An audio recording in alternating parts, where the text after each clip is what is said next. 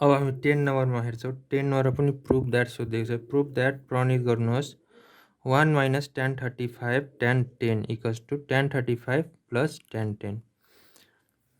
त्यसै गरी यसमा हेरौँ योहरू कति रहेको छ 35 र 10 रहेको छ भनेपछि हामी के गर्छौँ 35 प्लस 10 गर्छौँ इक्वल्स टु 45। अब दुवै साइडमा हामी tan थपिन्छौँ tan 35 plus 10 tan 35 plus 10 equals to tan 45। अब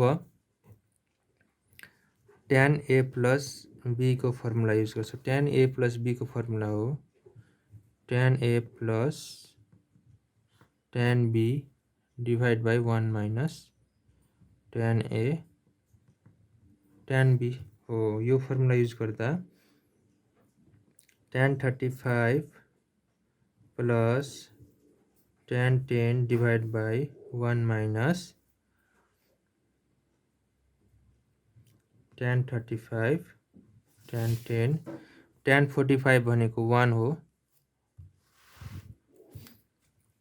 त्यसै गरी अब क्रस मल्टिप्लाई गर्दाखेरि tan 35 plus tan 10 equals to 1 minus tan 35 tan 10। त्यसै गरी अब रिअरेन्ज गर्दाखेरि 1 minus tan 35 tan 10 equals to tan 35 plus tan 10 hence proved